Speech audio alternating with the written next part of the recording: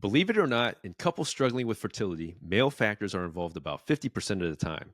So if your partner's getting evaluated, you should be too. And beyond getting checked, there are real life changes that can help, like eating better, exercising, and potentially taking the right supplements.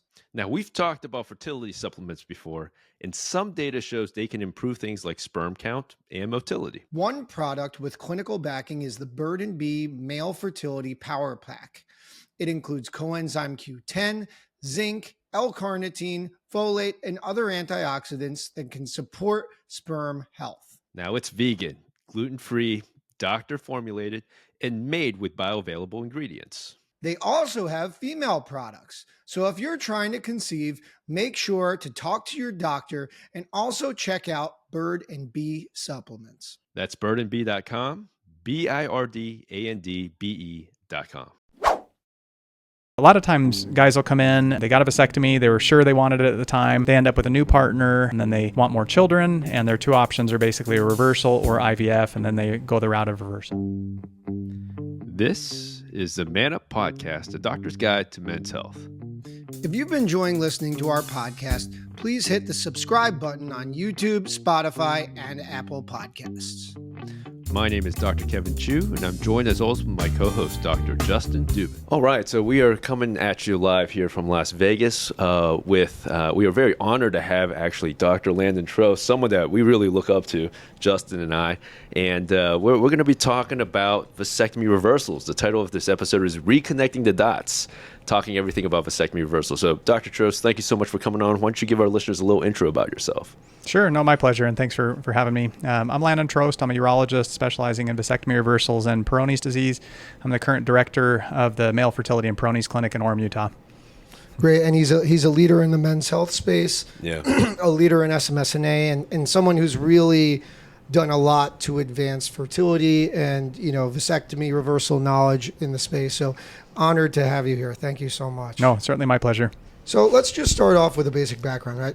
What is a vasectomy reversal? So just as it sounds, if someone's had a vasectomy, you're going to reverse it. So basically, it's a lot of times guys will come in, they got a vasectomy, they were sure they wanted it at the time, they end up with a new partner. Usually it's either a divorce or loss of a partner, loss of a child, something like that, and then they want more children, and their two options are basically a reversal or IVF, and then they go the route of reversal. So how common are vasectomy reversals? So surprisingly not super common. So it's about 20,000 per year is the estimated number that are done in the United States just broadly, which are pretty small numbers when you think about other disease states and things like that. So in general, it's not a very common procedure that's done. There's different versions of reversal, right? You have to, sometimes you can connect the vas deferens to the vas deferens, and then in other situations you have to connect something, the vas deferens to the epididymis. Can you give us a little bit of an anatomy lesson first off, and then let us know what determines the different kinds of procedures that you're doing in a reversal? Yeah, good question. And for just like you're mentioning, the terminology is so difficult to say. You even have to practice it when you become a resident. It's like epididymal vasostomy and things like that. So we just call them simple repairs or complex repairs. Oh, that's good. I like that. Simple is... We'll take that. Simple is vas to vas, and then complex is epididymis to vas. And basically the concepts of sperm are first made in the testicle, and then they go down the epididymis, and then they eventually turn into the vas. And when you're doing a reversal, you have to figure out where is it blocked. And sometimes it's just blocked at the site where they did the vasectomy.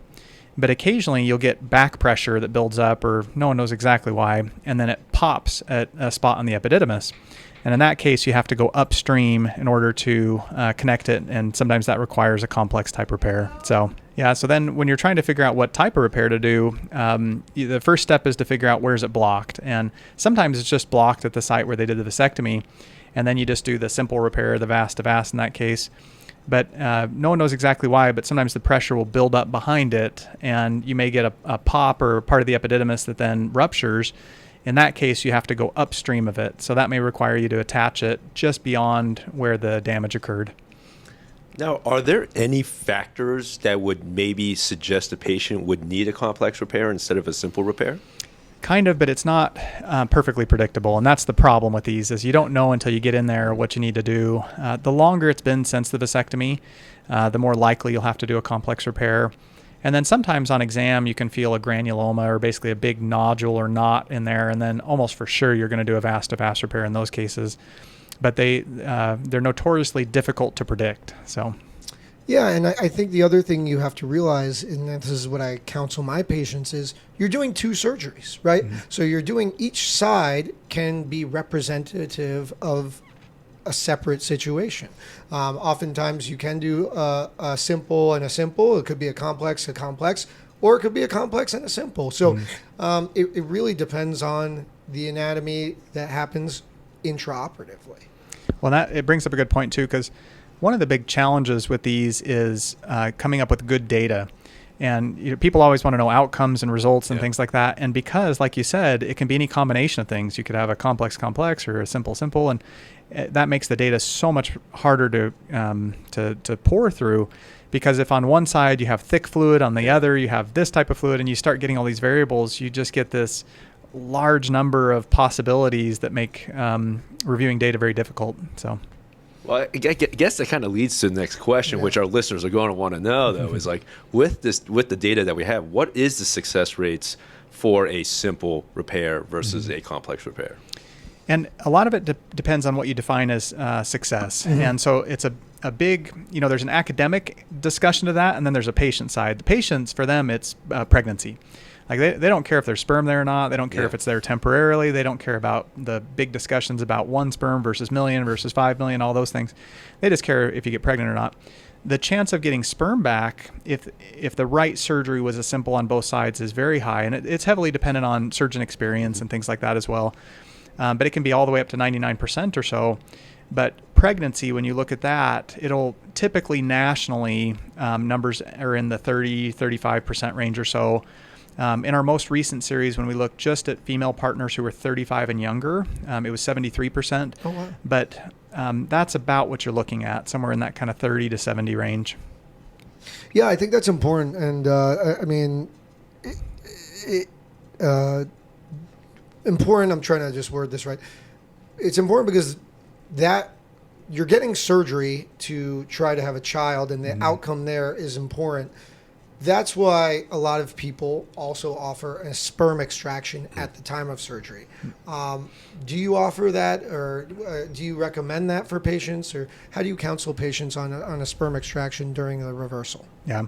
On our side, it's completely up to them. So we have it as an option if they want to. And basically, if you know that you might consider IVF in the future and you hate the idea of having your scrotum operated on again, then it's a good idea to get it done.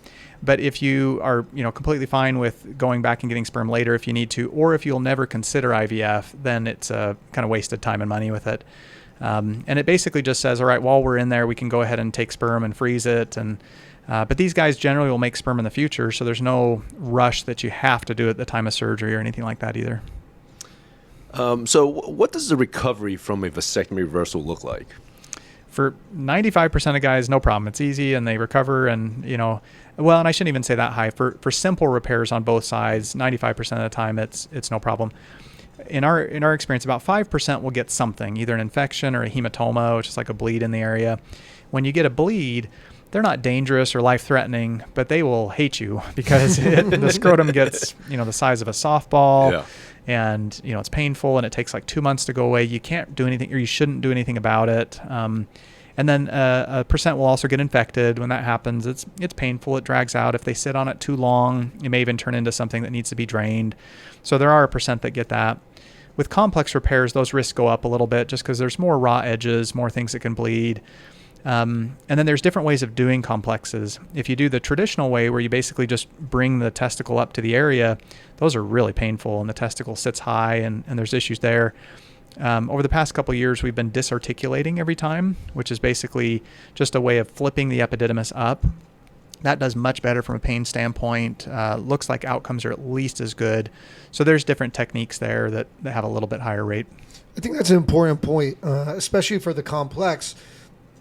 If you think about it, we are literally cutting out a part of a scarred area and reconnecting, which means there's less tubing or places to connect, which means sometimes after the surgery, you will have higher riding testicles.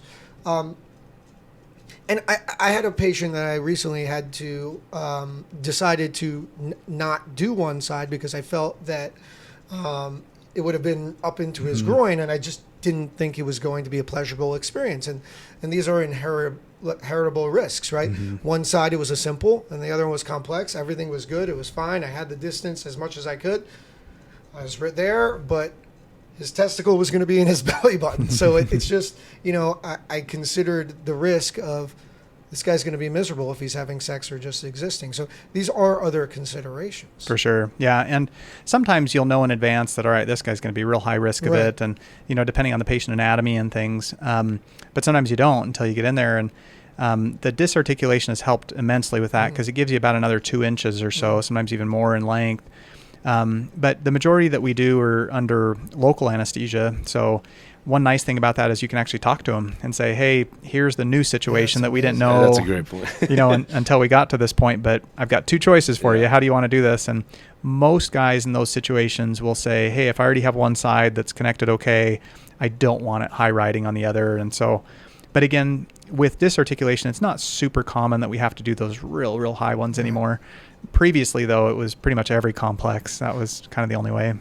Yeah, you also bring up a good point. So you do it under local anesthesia. I do it under general, but that's just because, first off, you were the one who really revolutionized the way to do it under local. Yes. So do you want to just comment about to our listeners? Because I think what you do is obviously a little bit different than I think a lot of the other practices. Well, and we'll give them options for everything. So if they want to do, general or IV or anything like that. But yeah, where I was at Mayo, the turnover in the ORs was a little bit slower. And so you do a surgery and then you'd go eat lunch, you'd round on patients, you do a couple notes, you finally get your page that, okay, the OR's ready again. And then it was really expensive. So when I first started, it was $33,000 for a patient to get a reversal. Yeah. And these are like everybody else, it's financially scrapped and just want another child and things like that. And so at the time I made a deal with Mayo. I said, hey, if I bring this into the clinic and I do it all under local, we don't have to pay for an anesthesiologist, an OR, anything like that. Can we get the price down? And they agreed. They said, we'll pilot it. But it hadn't been done before as far as complexes. And so it was like, okay, now we got to figure out how to do this. And but thankfully the testicles are an external organ. You should be able to numb them fully, and so we did. We just slowly, every patient we did a little bit lighter sedation in the OR until we got to a point where we felt like, okay, we could get them numb. It was about 100 cases into it before we were fully confident we could do this. And now it's a nice option because you've got, all the possibilities out there. If someone wants to have complete awareness and control the whole time, they can. If they want to be asleep, they can. So it just opens up the doors a little bit. I think that naturally leads to that. You kind of touch on it, but a lot of patients will ask, is vasectomy reversals covered by insurance? And they want to know, will insurance cover this procedure for me? Yeah, very rarely. There are some, so military in particular, if you have military coverage or benefits, a lot of times they're covered there. Usually you have to get it done in a military facility. But for the most part, it's interesting because there's a little bit of a double standard there where a lot on the female side is covered, like they'll have IVF coverage or things like that, but it's pretty rare that you'll have vasectomy reversal coverage. So it does tend to be a very heavy patient pay type setup. All right. So naturally, I guess the question then becomes, I have a vasectomy reversal. When do I find out if it worked or not? Yeah. Well, that's the other problem is they're notoriously difficult to answer that question. I found that the couples who are fertile, so, young partner, they've had kids before or something like that. Usually it's within the first 6 months they'll get pregnant. So we see this early bump. And even in our prospective randomized studies where we followed it real closely, the majority will get pregnant then. But then there's the less fertile couples, either because of the repair, there's just not enough sperm, or female partner's older or something like that. And they just kind of trickle in. And then there's the, hey, I don't think this is going to work. And sure enough, they're pregnant 4 years later. So, you have zero sperm. You've given up. And sure enough, they get pregnant. The longest I've had that is 8 years. 8 years? Yep. So they had nothing for 2 years and we gave up. And sure enough, they emailed me later and said, hey, by the way, we're pregnant. And, so the body does weird stuff sometimes, and it just reconnects things that you thought were closed. We're just putting together an anonymous study right now where we anonymously asked high volume providers around the country to give us their data, saying we won't tell who you are or anything like that because everyone's nervous Correct. about it. Yeah. But then we found in that yeah, the scar down rate later is all the way up to 40% at a year. So you may have sperm at 2 weeks or 3 months, but then in up to 40% it'll scar down later. Wow. And so then we've been looking into, all right, how do you reduce that? What are factors you can do to get a good long-term outcome? Well, I guess the question also is, when are you first testing for semen analysis? So we now, when we first started, we found that it was so much heterogeneity. There's so much differences in how people did it. And you'd ask people to get semen analyses, but they just wouldn't. Yeah. Correct. That's a big thing. I agree 100%. And then your data is biased because you're only getting ones, maybe the ones who got pregnant aren't doing data or aren't sending it in. So we routinely give people kits for free that they mail in, and we do it at 2 weeks, 3 months, 6 months, and a year. And the nice thing about that is the far majority have sent them in, which now gives us an unbiased data set. And then we can also start to predict, because we have enough data at each of those time points that we can say, okay, your number was this way and now it was this way. And we can predict that A, B, and C, what's going to happen to you downstream. And then we also realized that when you get a semen analysis, normally they just tell you the number of sperm present. So we instead do fully formed sperm and sperm parts, because historically some people classify those together, but sperm parts are never going to lead to a pregnancy. Right. And so that breakdown, the fun thing about it is, well, for me it's fun. We're all data nerds here, but the nice thing about it is it gives you an advanced predictor, because if you see no sperm, and then sperm parts, that says one side is opening. And if you see fully formed sperm parts, that means one side is closing. Wow. And so it's really neat, because normally you couldn't tell what side's happening, and now you can start to see the epididymal vasostomies opening up over time. It's really neat to see it. So we haven't published any of that yet, but it's been a great way to get more information. That's very cool.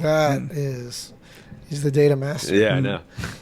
Now, just out of my own curiosity, do you do any medication protocols or anything post after a repair? Yeah, so I've always liked to be just data driven. I never wanted to be a scammy person or something that's like, all right, we're going to treat you with my magical blend that's going to get, but so early on I figured the one that had the best possible chance would be prednisone. Yeah. And that's been a big debate in our field for 40 years, or longer. So early on, we did a randomized controlled trial, and we said, okay, we're going to do 4 arms. We're going to do control, which is nothing, and then different protocols of prednisone.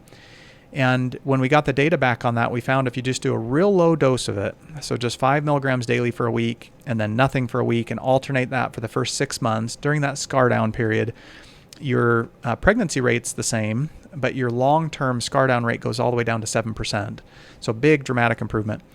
What was interesting in that study, though, because again, many people were doing this, giving people high-dose prednisone routinely, and we found if you did the 20 milligram dose, your sperm counts looked great, but you never got pregnant, or not never, but much lower rate. Wow. No, it was a shock. It was a real surprising finding to us too, and we thought, was this spurious or not? The data was strong enough that we even closed those arms of the study. It felt too unethical to keep doing it. Sure enough, almost a couple months later, 6 months later, a new study came out showing glucocorticoid receptors in the testicle, basically prednisone receptors in the testicle. So now we know that the natural body's version of these stress hormones regulates sperm production. And this is really cool to me. Again, data nerd for all of us, because if you get in a car accident, your sperm counts may look good, but you don't get pregnant. And people are in super stressful situations. They don't get pregnant. And we've known that forever, but we don't have a mechanism. Now, finally, there's a mechanism showing that even though your semen analysis looks normal, you're not getting pregnant potentially because of these, natural stress hormone type responses. So real neat, whole new field of research to go.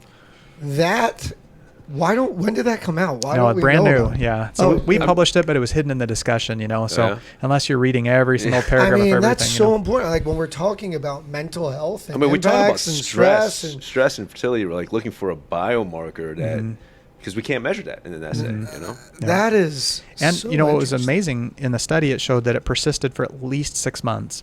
So we give them this dose, even though you stopped, you haven't given them anything, it shuts it down. And it makes perfect sense. Like if you're in a bad physical situation, your body, it's not a good time to have kids and to raise a family. They want you to be stable. And so, it makes perfect physiological sense. And now we actually have a something that demonstrates it. Wow. So phenomenal information. And it's neat. That neat. is really, really cool. So I think the big picture question then becomes, a couple comes in, they come to see you, and they're interested in a vasectomy reversal. Who is the correct candidate for a vasectomy reversal? And what are your considerations on who should be getting a vasectomy reversal? So interestingly, if you say, what's the number one predictor that this couple is going to get pregnant, it has nothing to do with the guy. Yep. So it's the female partner age. Yes. And so really when people, when someone comes in, the only two things I look at is how long it's been since the vasectomy and then how old the partner is. If the female partner's older, so 45 plus, it's possible, but the numbers are low. And so they just need to know that this isn't going to be super high likelihood. If she's young and has no infertility factors, it's going to be a very, good case. And then it just becomes a question of, if they want a child, are they going to go the IVF route or the reversal route? No answer is right or wrong. There's advantages each way. And so it just comes down to, balancing and judging which of the two paths you want to go down. Kevin, how do you counsel your reversals? Very similar. I mean, again, I look at the female age is like one of the kind of big things. And I just really just try to paint a picture of like, look, these are two routes to kind of go and, just try to give them the best advice. Yeah, I think that the other considerations is always cost, right? Like at the end of the day, a vasectomy reversal, having that opportunity is usually cheaper than the IVF route, unless, like you said, sometimes insurance covers one cycle of IVF and that can impact it. The other thing I often ask is how many kids do you want? Because sometimes, and what's their time frame for when they want to have a kid? Because, you said sometimes these things, even in a reversal that's successful, can come 5 years later, 2 years later. It can take a year to 2 years, right? And if they want a kid now, I usually don't know if the reversal is the right answer. So obviously there's situational things for all of this, but yeah, I agree in general there. Well, that was part where we did that study too, where we were prospectively following them to try to see, can I predict who's going to get pregnant early versus late? Because I agree, we had someone who was in film and TV and things like that, and they had a real tight calendar. They had to be pregnant in July, or it had to be like a year and a half. And so we said, well, IVF is clearly the right answer there. But again, we found that those who were fertile, so couples where the female partner is younger, no known fertility factors, usually that first 6 months is where we saw things happen. Whereas again, now if you have like a 42-year-old, success rates with IVF are going to be quite low. And so then more and more, I think those are probably better candidates for reversals because they can try every month. And it's not a matter of doing a full cycle, each time. So, but it can get into a real long, detailed discussion because of that. And I'm sure you're the same. We created videos just so people can go into it in depth. You just don't have the time to go into all the nuance, in a visit. Yeah, and I think it also goes back to this idea of return of sperm to your ejaculate does not mean you're going to get pregnant, right?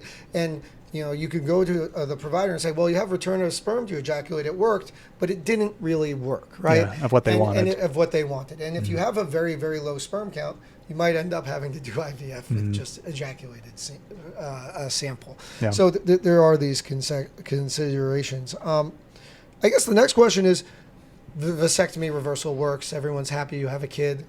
Can I get a vasectomy again? Yeah. So our record was 4. So they'd had. Now this is so. Now this is a little bit of indecision, right? Yeah. This is a completely true story.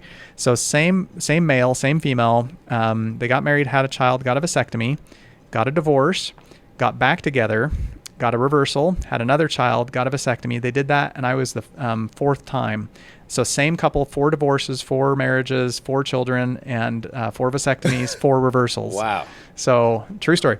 But yeah, so you can always do a vasectomy after the fact. I just counsel them and say, this isn't going to be as easy as your first one. So make sure you either go with someone or just let them know that, hey, I've had surgery down there before, so they're not surprised. Yeah, for sure. I typically do those. Most of mine are not in the OR, but I'm usually quicker to do those in the OR, just under MAC, just because you might have to deliver a testicle, and I'm want everyone to be comfortable for sure. Yeah.